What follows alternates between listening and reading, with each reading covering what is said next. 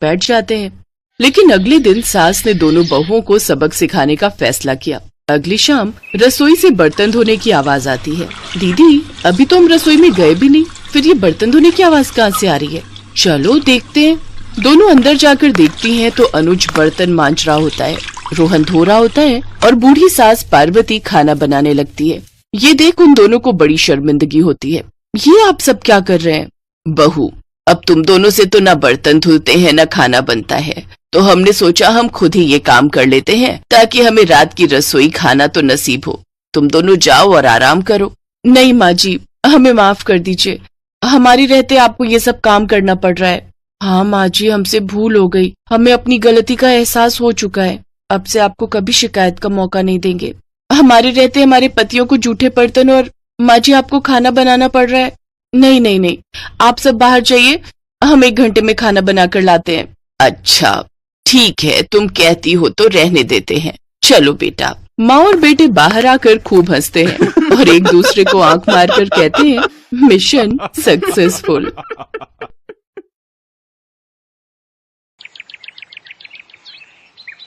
एक रोज शाम के वक्त हिना अपनी माँ के साथ बैठी हुई होती है। तभी वो अपने फोन में अपनी माँ को एक लड़की की फोटो दिखाते हुए कहती है, माँ ये देखो, ये लड़की कितनी मॉडर्न एंड टॉल है, ये मेरे भैया के साथ एकदम फिट बैठेगी। तभी उस घर की बड़ी बहू मानसी वहां आती है। चलिए माँ जी, हिना दीदी खाना लग गया है।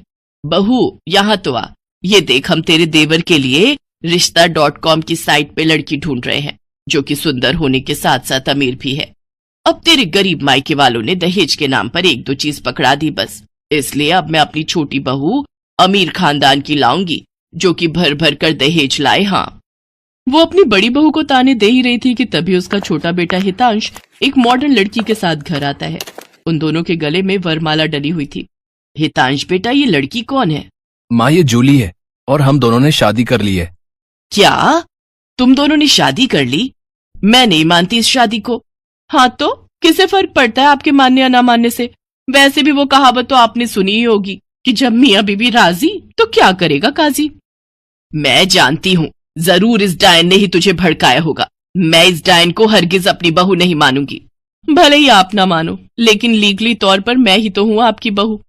इसलिए अब जल्दी से जाइए और आरती की थाली लाकर मेरा गृह प्रवेश कीजिए। सास बेमन से अपनी नई बहू का स्वागत करती है। जूली हितांश के साथ अपने कमरे में चली जाती है। हे राम, माँ अपनी इस नई छैल छबीली के तेवर देखे, इसके तो रंग ढंग ही अलग है, बड़ा ही घमंड है इसमें। तू चिंता मत कर बेटी, कल इसका ससुराल में पहला दिन है, तुम देखना अगर मैंने भी इसका घमंड चूर चूर नहीं किया तो। अगले दिन सुबह हितांश के पिता यानी जूली के ससुर अपनी पत्नी से कहते हैं, विमला देखो तो, सुबह के 10 बजने को हैं और ये नई बहू अभी तक अपने कमरे में सोई पड़ी है, और आज इसका रसोई में पहला दिन है और ये अभी तक अपने कमरे में है।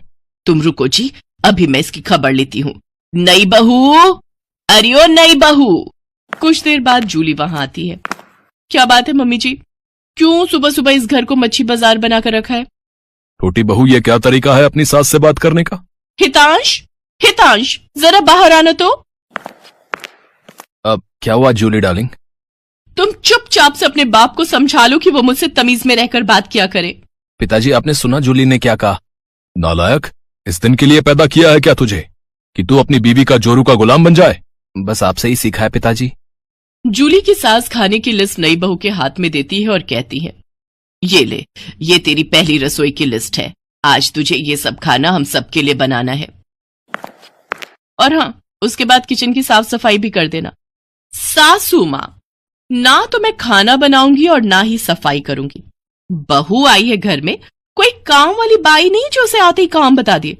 भले ही ससुराल में मेरा पहला दिन हो, लेकिन इस पहले दिन से अब आप लोगों की जिंदगी बदलने वाली है। तो मेरी प्यारी ननद जी, पहले तो आप इस घर की साफ सफाई करोगी और सासू माँ आप बनाएंगी खाना, और वो भी मेरी पसंद का। मैं ये सब नहीं करूंगी, समझी? देवरानी जी, ये सब क्या कह रही हैं आप? हम इस घर की बहू हैं और ससुराल वालों का ख्याल रखना हमारा फर्ज है। जेठानी जी, इन जैसे फर्जी लोगों के लिए काहे का फर्ज? इनके साथ तो यही होना चाहिए। बड़ी जुबान चलती है तेरी, मैं तो तुझे छत से धक्का ही दे दूंगी, फिर तू भूतनी बनकर भटकती रहना। और ये हो गई आपकी कही बातों की सारी रिकॉर्डिंग। अब अगर सासू माँ आप लोगों ने मेरी बात नहीं मानी ना, तो मैं पुलिस स्टेशन जाकर आप लोगों के खिलाफ दहेज उत्पीड़न के साथ ही जान से मारने की धमकी के जुर्म में सबको जेल में बंद करवा दूंगी। इसलिए जो मैं कहती हूँ वैसा ही करो चुपचाप से। नहीं नहीं बहू, ऐसा कुछ मत करना, तुम जो कहोगी हम वो करेंगे।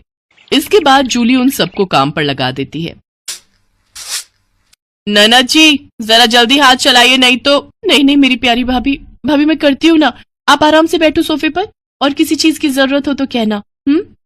सासू माँ खाना बना या नहीं? अब हमें कल तक का वेट करना होगा क्या? बस बहू रानी तैयार है। थक हार कर ननद सफाई करके वहीं फर्श पर ही लेट जाती है, जिसे देख जूली कहती है, अब यहाँ क्यों रायते की तरफ फैल गई? जाओ उठो और मेरे कपड़े पड़े हैं, उन्हें धोकर आओ। तुम रहने तो ही ना देवरानी जी, कपड़े मैं धो देती हूँ। नहीं कोई जरूरत नहीं, मैंने कहा ना आज आपका छुट्टी का दिन है, आप कुछ नहीं करेंगी। उधर सास पसीने से तरबतर होकर रसोई से बाहर आती है और सबके लिए खाना लगाती है। उफ, ये कोई खाना है? इसकी तो शक्ल देखकर ही खाने का मन नहीं कर रहा। ले जाओ ये खाना, मुझे नहीं खाना, मैं अभी अपने लिए कुछ बाहर से ऑर्डर कर रही हूँ। लेकिन बहू मैंने इतनी मेहनत से बनाया है, पूरे 2 घंटे लगे हैं मुझे रसोई में खड़े हुए, तो मैं क्या करूं? आप ससुर जी ये खाना ले जाकर बाहर कुत्तों को डालाना, और आपको जो मैंने सब्जी लाने का काम दिया था क्या वो आपने कर दिया? हाँ बहू, मैं बाजार से सब्जियां ले आया हूँ। Very good. अच्छा लिसन, शाम को मैंने घर पर पाजामा पार्टी ऑर्गेनाइज की है, तो अब आप तीनों जाओ और जल्दी से जाकर शाम के खाने की तैयारी करो। इसके बाद वो तीनों किचन में जाते हैं। हिना रोते हुए अपनी माँ से कहती है, माँ ये नई भाभी हमारे साथ ऐसा क्यों कर रही है? बड़ी भाभी ने तो कभी हमारे साथ ऐसा नहीं किया। हमारा किया हमारे सामने आ रहा है बेटी, हमने जो बड़ी बहू के साथ किया है उसी की सजा हमें मिल रही है। तभी जूली, हितांश और मानसी भी वहां आ जाते हैं। चलो सासू माँ, आपको अपने किए का एहसास तो हुआ और मेरी सहेली की कीमत भी पता चली। हाँ सासू माँ, मानसी मेरी सहेली है। क्या ये सच है बड़ी बहू? हाँ सासू माँ, ये मेरी बचपन की सहेली है और आगे की पढ़ाई के लिए विदेश चली गई थी। जब इंडिया आई तो ये हितांश से मिली और इन दोनों को प्यार हो गया। फिर जब हितांश ने मुझे इससे मिलवाया तो पता चला कि ये मेरी बचपन की दोस्त जूली है।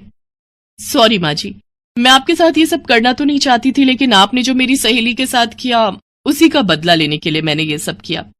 बड़ी बहू हमें माफ कर दे, तेरी तकलीफ को हम समझ ही नहीं पाए। इसके बाद सबने मानसी से माफी मांगी। मानसी ने सबको माफ कर दिया और इस तरह नई बहू का ससुराल में पहले दिन का प्लान पूरा हो गया। ऐसे ही अमेजिंग वीडियो देखने के लिए हमारे चैनल को सब्सक्राइब करें।